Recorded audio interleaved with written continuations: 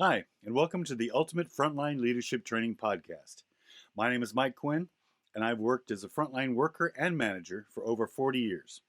I've worked in some of the largest and smallest companies in America. Today, we're going to go over everything we've learned so far. So let's start from the beginning. A frontline worker is anybody who works directly with customers. So, frontline industries are restaurants, hotels, motels, hospitality, entertainment industries like theme parks and movies, movie theaters, etc. Now, a lot of people have opted not to go to college. Some people don't have the resources, some people don't have the time, some people have other commitments that keep them from going back to college. So, frontline leadership really is um, your corporate ladder to better benefits, better pay. Now, the reason I'm making these videos is because when I first came up through the ranks, when I was younger, there was a lot of training going on with managers. Managers work closely with well seasoned managers to help them get over the first couple of years that are generally the toughest for a manager because we don't know how to deal with this people thing that's going on. Every person you deal with has a different personality, comes from a different background, and so you can't just apply a one size fits all management style and think you're going to be effective managing everybody because you're not. Each individual people, well, there are going to be groups of people that are going to be similar.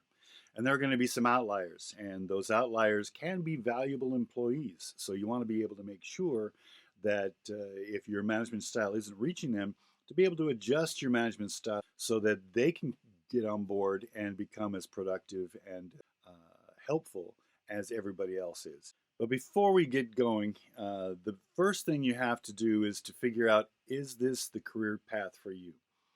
Like I said, college might not have been the career path for you. A technical training school might not be available to you either. So, on the job training and learning how to be a frontline manager is often a career path a lot of people take. So, I want to make sure that you are a good fit for this because a lot of people take this path, but a lot of people fail at it. Now, half the reason they fail at it is got to be because nobody's training you. Nobody's teaching people how to manage people. They're just teaching you how to do bank deposits and how to, get on the computer and get into different menus and authorize people to sell things or whatever. They'll teach you how to do this type of stuff, but the people management skills has been dropped off a long time ago. Probably due to the fact that management turnover was fairly high, and companies just gave up. They said, you know what, this just isn't financially viable for us to pump a lot of money into people and have them quit and leave. So they just developed videos, and now all the employees do is sit down in front of a computer, watch a video, and that's training.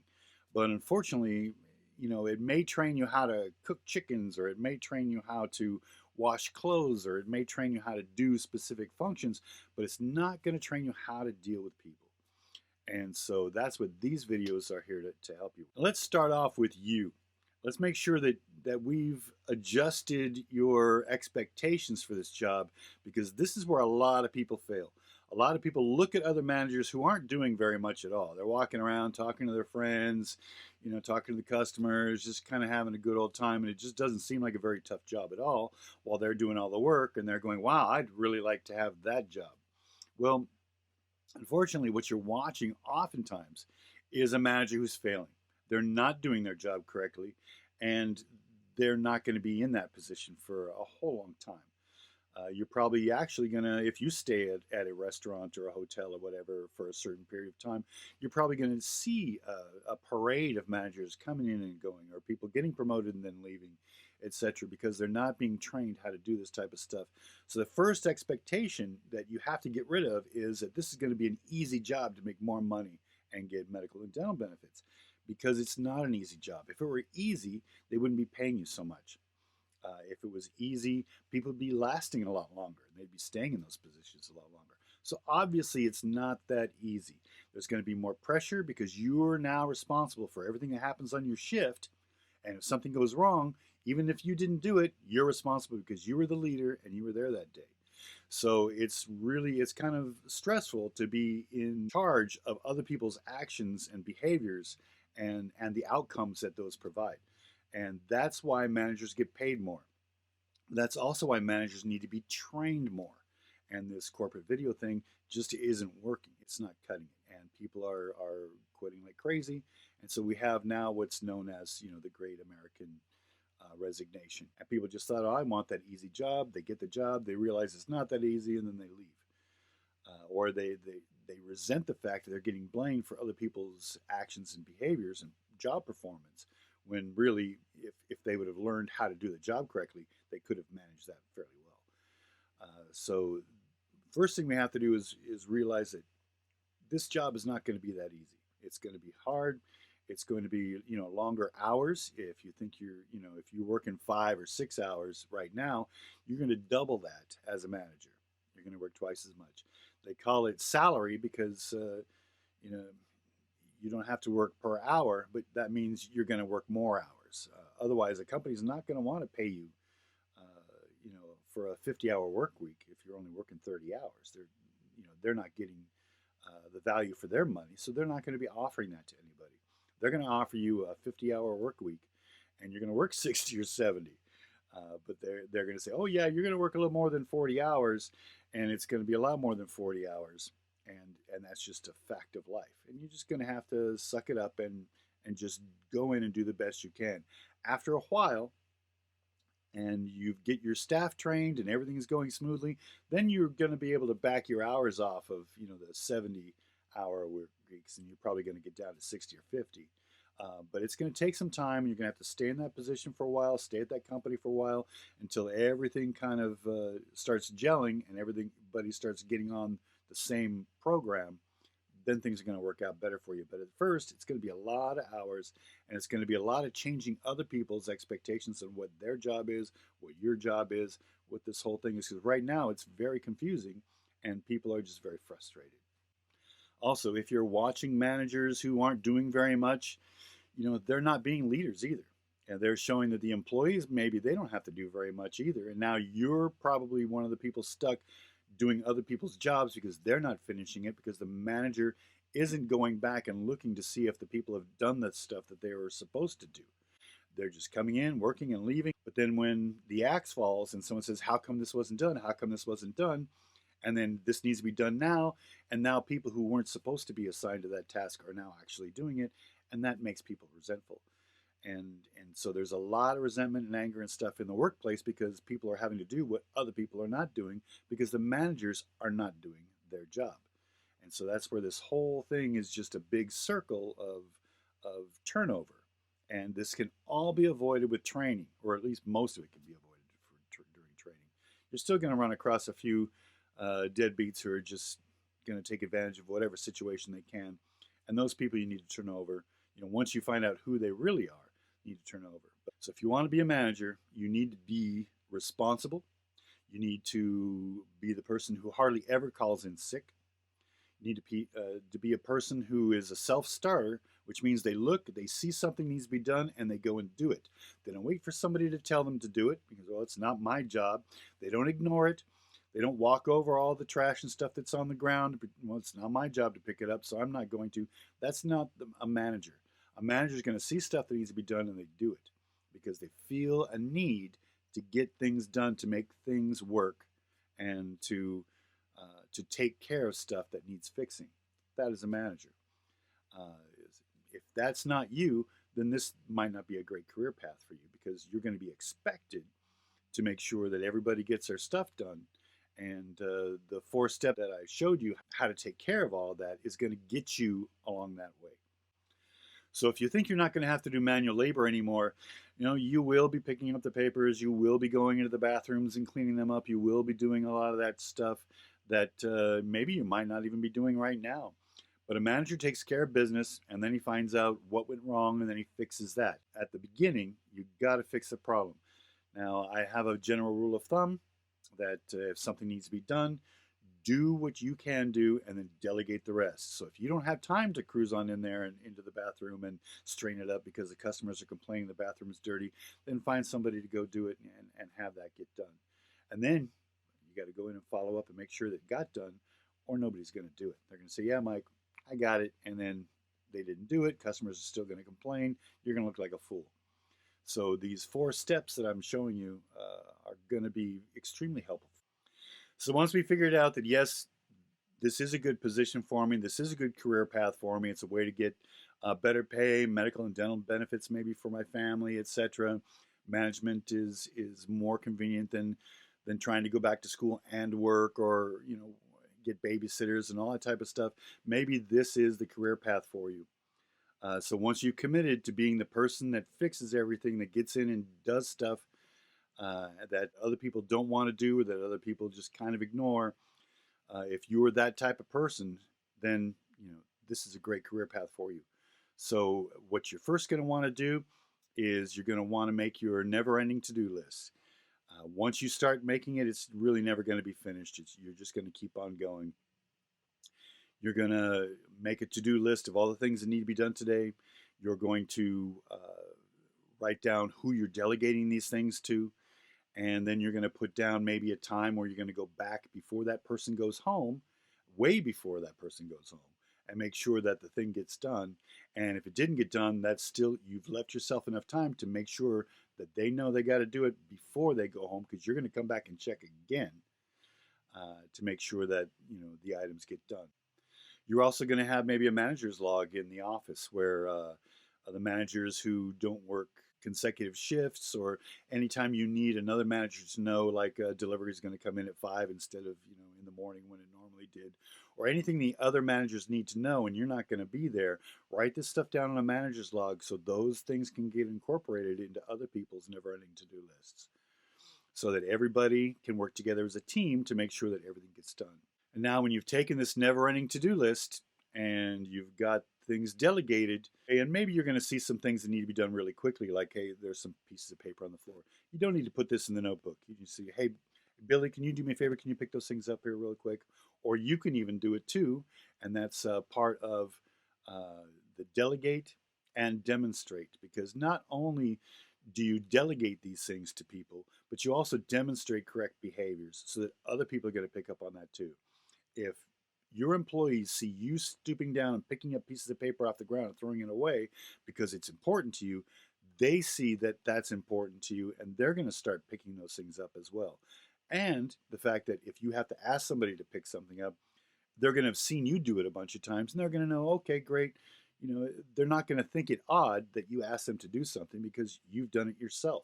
So you're not picking on anybody. It's just, okay, great. You're right there. Can you just do me a favor and take care of that really quickly? Thank you so much. I appreciate it. So not only do we tell people what to do, and we put down in the book, when we're going to go back and follow up on that. Maybe you set your phone for an alarm saying, okay, at 3 o'clock, the 5 o'clock people are going home. So at 3 o'clock, you need to make sure that all the cook's line's stocked, and all the to-go items are stocked, or all the bedding has been washed and folded and put where it needs to go. You're going to have delegated those things. Now you're also going to need to save a few things and demonstrate correct behaviors and actions for people. That way people get to see how things really should be done, instead of, oh, just the fastest, easiest, quickest way to do something. And also, when you're going around and delegating things, and you're going about telling people to do stuff, and you're going about making this list, make sure you're also using your hands and you're moving things around, because what is in front of you isn't always what's right behind that. Sometimes employees will stage things to make it look like everything's great, but if you move a few boxes around, you move a few products around, you'll notice that the dates don't match, and some things have expired, and all kinds of things are happening that are going to affect your bottom line. And in order to impact that before the negative things happen, you need to be moving things around. Take your hands out of your pockets and go check things. Open doors, move boxes, move things around, do whatever you do to make sure that it got done correctly. Or that, this needs to be done today. So you assign it to somebody and you show them, hey, look, see, it's beautiful in front, but in back it's really bad. I need this whole shelf to be done correctly, etc. First in, first out, all that business. You need to make sure that that stuff gets done correctly. And it's only going to be done correctly if you inspect it and if you use your hands to inspect it. Because more often than not, they're going to make it look like they did what you said, but they're not going to do it completely. And this goes for some of your more senior people. Some people who've been at the company for 5 or 10 years, they're going to make it look like, oh, it looks great, but really it wasn't. It was the easiest, thing for them to do because they've gotten into a rut of having managers who didn't know what they were doing, and they just paid lip service and they just did, cosmetic surgery on things and made it look nice. And really, the job did not get done correctly. Your bottom line is hurting, and you're going to get in trouble for it. So you need to make sure that everything gets done correctly. Use your hands and inspect things early enough so that if it didn't get done, you write it down in your book. Yeah, that didn't get done, and you're going to tell them you're going to come back at 4 o'clock and make sure that this thing gets done, etc., or whatever it's going to take to make sure these people know that you are serious. No matter how long they've been here, this is now the way things are going, and you're using your hands, you're checking things out, you're not falling for cosmetic surgery, you're going in there and actually making sure it actually gets done. And after a couple of weeks, people are going to be on the same page as you. They're going to, oh, Mike's working. Great. So this is all got to get done correctly. And the great thing about that is everybody around you is going to be thankful that you're inspecting this stuff and making people do things because they're not going to have to be doing other people's stuff. You're going to be the hero really quickly. The people who have to do it that were assigned it that might not like it all that much, but they're going to get used to it.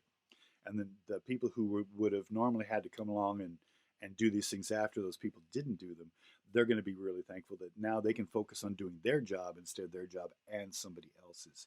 So you're actually going to start to come off pretty quickly as the guy everybody wants to work with. If you do not go back and inspect what you ask people to do, they will not do it. Most of the time, they're not going to do it, or they're going to do the cosmetic surgery thing, make the front of the palette look really great, or make the shelves look really good, or whatever. But really, the boxes behind it, or the ones that are still in the stock room that didn't get come out, and be put away, or the blankets that are piled off in a corner someplace because nobody wanted to sit there and take the time to fold them, or whatever the thing is that didn't get done. They're going to know you're serious, and they're going to start doing it correctly. And like I said, some of these people who are not doing things correctly have watched poorer managers come through, and they gave up caring a long time ago. And so now you're going to have to reestablish that care in those people that have been there for so long, and let them know that this is how we're supposed to do it, and you know it because you've been shown this. And why you're not doing it nowadays, probably because other managers never inspected it. I'm going to inspect it, so just take it for granted. If I ask you to do something, you're going to have to do it, and that's really going to be about it. So follow up is extremely important. Follow up is not being done today, hardly at all. People are saying go do stuff, you come back, they go, it's done. Okay, great. Now go do this. They didn't even go look. So, people are going to find out really quickly if you're a follow-up guy or if you're not. And the follow-up guy is going to get the job done, uh, plain and simple.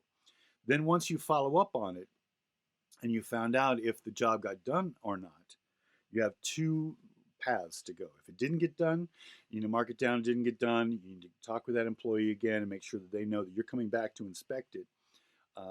And so that they know that you're serious. Also, maybe it didn't get done because something else blew up and broke down, and they had to go fix that, so they didn't have time to go do this. It's not always their fault that what you assigned to them didn't get done. Many times it is, but it isn't always. So we can't always jump to the conclusion that people didn't do things because they're lazy. So we need to make sure that we're following up, and then we're going to be either making sure that they actually get it done and disciplining them if they don't. If you ask them a couple times to do something and they don't have a good reason why they didn't do it, you need to discipline them. You need to let them know that, hey, I'm serious. I know you've seen other managers who never did this before. I am. This is how I work, and this is how we get things done. And we're going to need to be on the same page, or we're going to have to take some other actions. If they did get it done, then you need to appreciate them for getting it done. All right. Now, this is extremely important. You cannot discipline your employees more than you praise them. All right. You can't. If you do, you're not going to be a well-liked manager at all. and you will be the one who they are going to be doing as much cosmetic surgery as they think they need to pull it over on you, because they're not going to want to do what you ask them to do. They're not going to like you. They're going to be talking smack about you behind your back, all kinds of stuff. So you need to have the 5-to-1 rule. All right. You need to do 5 positive things with an employee before you do 1 negative counseling thing that you need to do. So instead of correcting them 1 time, now you need to do 5 positive things for them. And finding somebody doing something good is easy. It's one of the easiest things. Oh my God. We used to do this all the time in a lot of the companies that I worked with. It was a daily thing where you had to find at least 1 or 2 people that did something great and write them up for doing something great and stick that in their employee file. That was a brilliant thing for that company to do. The problem is they only did it the 1 or 2 times because it takes some time to be able to sit down and write somebody up for doing something great. Although it goes miles in their cooperation in the future for you. You write somebody up for doing something great, and the next time you ask them to do something, they're gonna be there for you. They will, because man, you were there for them. They're gonna be there for you. You need to do that 5 times for every 1 negative thing that you go and talk to them about. Otherwise, you're just that cranky person that nobody likes to work with. So if you're not doing 5 positive things on every employee, like every day, then you're not focusing your time on things that you should be, which is your employees. Maintaining your employees' morale is probably one of your number 1 jobs. Okay, you do that, and they're going to take care of the customers. They take care of the customers, and now your job is taken care of because that's what they were supposed to do, and that makes you look really good. So focus on getting your employees to do what they need to be doing and liking it, and your job is gravy, man. Everything is great. The customers will love you, your employees will love you, everybody will love you. So make sure that every time you have to talk to somebody about something, you've given them 5 things of praise as well. All right. And I say 5 because you can't always remember past like 2 or 3. So if you're thinking, okay, I did this positive with Felicia, I did this positive with Felicia, I did this positive, and you can't think of another one, then it's time to go do another one. Hey, Felicia, come here. Oh, you did a really good job on this. And remember, appreciation takes 3 points, 3 points of a stool to keep the appreciation working. And one has to be timely. You can't tell somebody they did something great last week. All right, you're gonna tell them, hey, you did a good job on this today. It needs to be specific. You need to say, hey, this whole thing about great job, you guys. Hey, yeah, it's great. It means nothing to anybody. That it makes somebody smile for a moment, and then they're not going to remember it a minute later. So if you count that as one of your positive things that you did for 10 people, erase that. That wasn't a positive thing you did for 8 people. All right. You need to do 1 positive thing for 1 specific person very quickly after it got done, and you need to be sincere about it. That's the 3rd leg. It needs to be timely, specific, and sincere. And you need to let them know that you really do appreciate what they did. You do those 3 things, and then appreciation works. The generic, hey man, great job, you guys, I'll see you tomorrow, that isn't squat. You might as well just say, hey, you guys, I'll see you tomorrow, because that's about all you're going to get through to the people you talk to. So make sure that when you're doing your appreciation, it's got those 3 legs to the stool. All right, TSS. All right, it's got to be timely, specific, and sincere. Now, if you do these things that I suggested, you're going to be in the top 10% of managers on the planet. From what I have seen in the largest companies and the smallest companies in the last 20 years, I haven't seen hardly anybody doing these things, and nobody is really doing all 4 of them at the same time. All right, and this is what you need to do in order to get your job done. This is what we were trained to do. This was the minimum job. If you did just this stuff, you were the minimum manager around.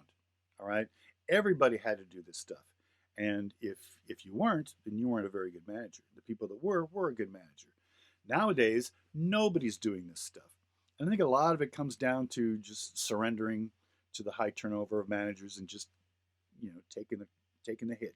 You train somebody as a manager, then they leave, after a couple of years, you get another one, they leave after a couple of years. So why invest a whole lot of time and energy into a manager? Well, that's exactly why you invest time and energy into a manager, because you don't want them to leave. People who are well trained are happy at the job. They know that they do a good job and they're happy when they walk in the door. They know they're coming to a place. Everybody likes them. They are the cream of the crop. They are the best. They come in, they do their job, they're great at it. They'll show other people how to do things because, hey, showing somebody how to do something means I'm good and I'm showing you how to be good. And it's something a lot of people like to do. A manager really isn't really a manager. They're a leader. Leaders like coaches. All right. Coaches are constantly telling their players the basics and all the time. And these employees or these athletes, they're some of the highest paid people on the planet, and they're being taught the basics every single day. The coaches are drilling the basics, and these guys are making bank.